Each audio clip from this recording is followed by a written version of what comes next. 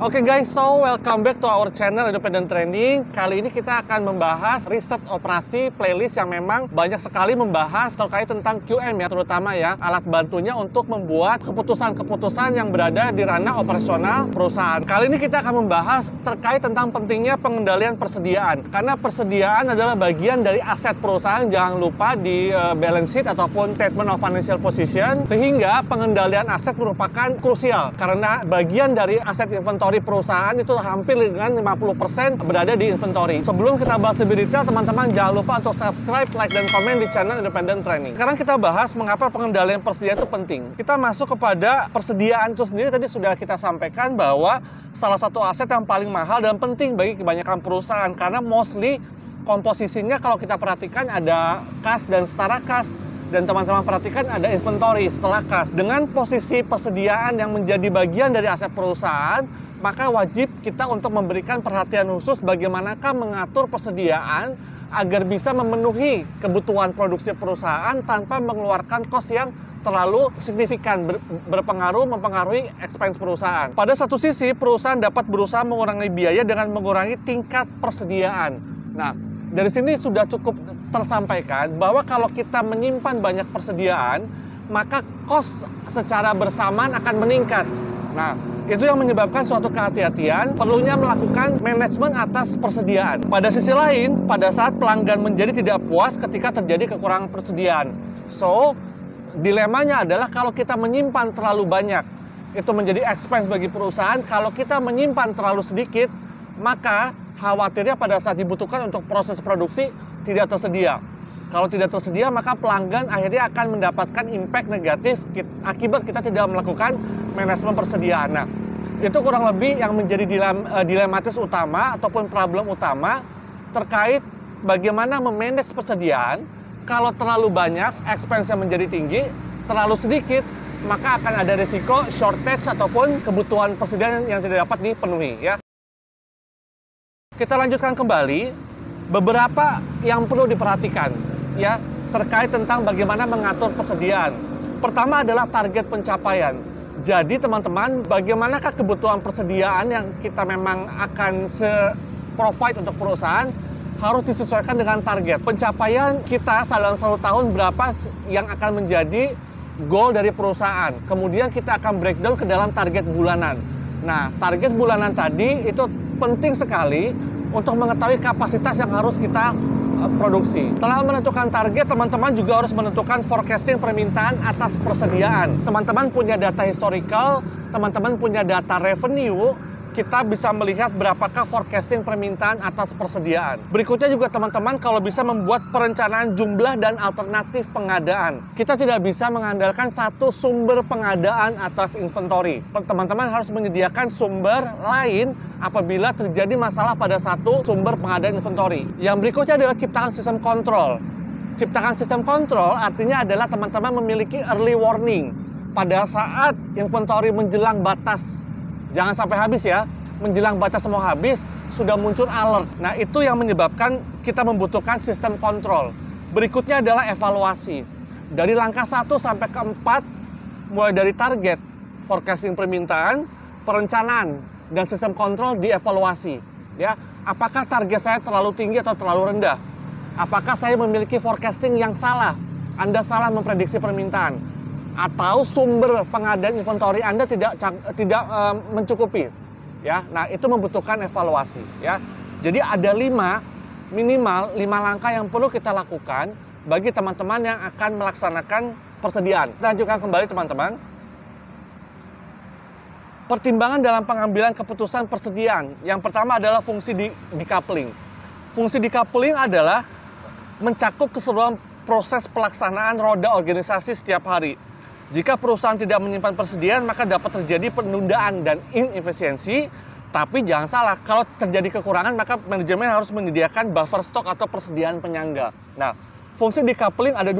Dia harus menyediakan kebutuhan organisasi supaya day to day dapat berjalan. Yang kedua, jangan lupa fungsi penyangga. Kebutuhan organisasi dan sebagai fungsi penyangga. Fungsi penyangga di sini adalah buffer. Persediaan tidak boleh habis, inventory tidak boleh habis baru kita call. Ya, harus ada buffernya, itu adalah batas aman di mana batas aman ini bisa memprediksi waktu. Katakanlah saya memiliki 1 ton persediaan gula, maka ini periodenya ada 3 bulan. Dalam jangka waktu 3 bulan saya harus mendapatkan supplier kembali, ya. Fungsi decoupling. Berikutnya adalah storing resources. Produk-produk pertanian dan produk hasil perikanan mempunyai keterbatasan. Nah, teman-teman harus memperhatikan juga jenis dari komoditi yang teman-teman taruh untuk persediaan. Kalau kita perhatikan barang-barang seperti perikanan dan produk pertanian memiliki keterbatasan waktu.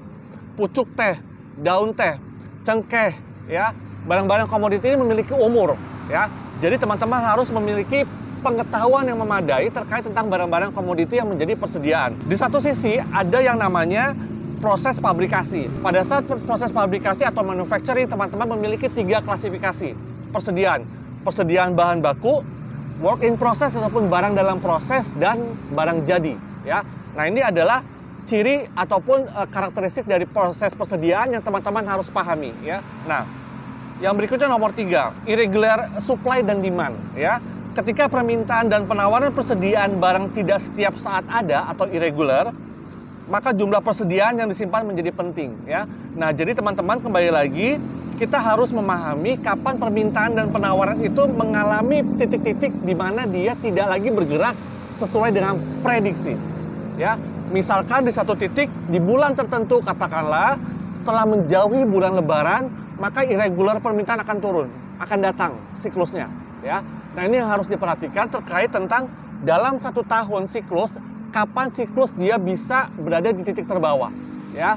Nah, berikutnya adalah dalam rangka kita memperhatikan persediaan, itu adalah quantity discount.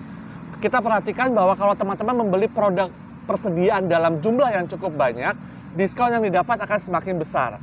Ini menjadi tricky sekali teman-teman. Kita pahami kalau teman-teman mengejar diskon untuk mengambil persediaan dalam jumlah banyak, jangan lupa ada cost of inventory yang harus diperhatikan, ya. Jadi perhatikan biaya untuk cost of inventory pada saat teman-teman memperhitungkan storage cost, biaya persediaan, dengan quantity of discount, ya. Nah, ini kurang lebih yang perlu diperhatikan. Sekarang kita masuk fungsi penting lainnya, avoiding stock out and shortage, ya. Fungsi penting lainnya dari persediaan barang adalah untuk menghindari kekurangan ataupun stock out. Kalau perusahaan berulang kali tidak ada persediaan, maka pelanggan mungkin akan beralih ke tempat lain, adanya opportunity loss. Avoiding stock out and shortage ini adalah menjadi tujuan dari pengelolaan persediaan, ya.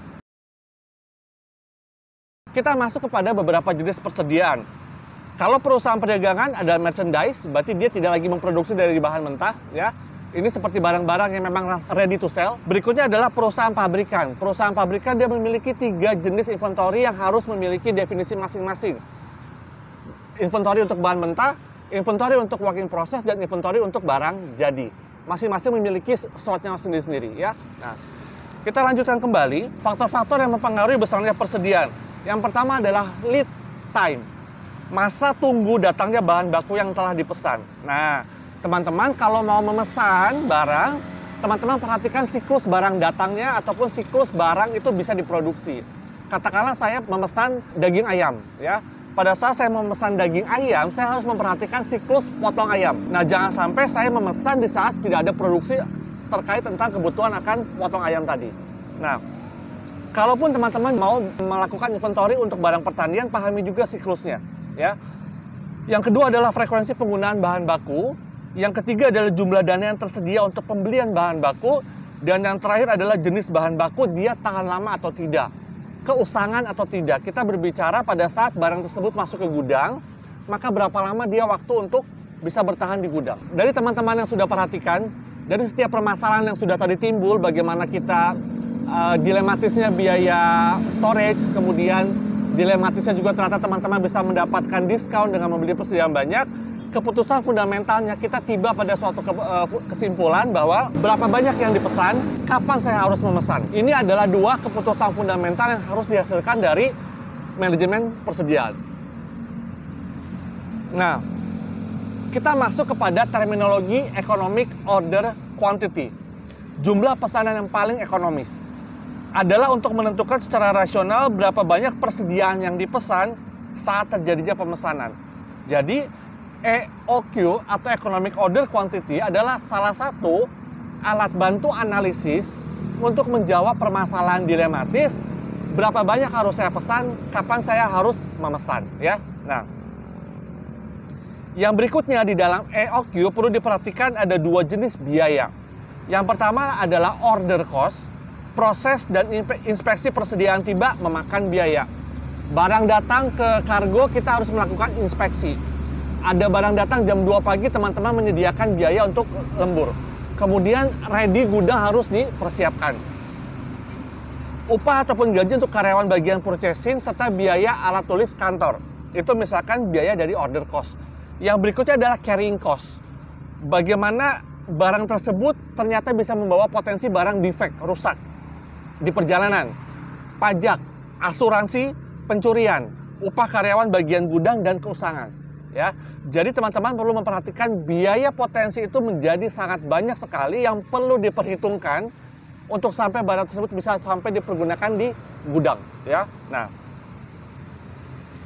terkait tentang barang tadi yang sampai sudah di gudang itu membuat Anda lebih kepada konservatif, kehati-hatian di dalam menentukan jumlah economic order quantity yang menjadi paling ideal bagi perusahaan ya. Itu dia teman-teman kurang lebih konten kita kali ini. Kalau kita boleh wrap up dari pembahasan di awal, yaitu adalah berapa banyak sebetulnya yang menjadi kebutuhan perusahaan itu menjadi sangat fundamental dan kapan memesannya. Hal itu bisa terjawab dengan economic order quantity. Sebelum sampai di sana kita sudah membahas ada 5 langkah yang perlu diperhatikan terkait tentang target pencapaian, forecasting permintaan, perencanaan jumlah, ciptakan sistem kontrol, dan evaluasi. Setelah dari 5 tahap ini, kita juga masuk kepada pertimbangan yang penting terkait tentang persediaan dan diakhiri dengan economic order quantity. Itu dia teman-teman kurang lebih konten kita kali ini membahas tentang pentingnya manajemen persediaan. Stay terus di channel Independent Training.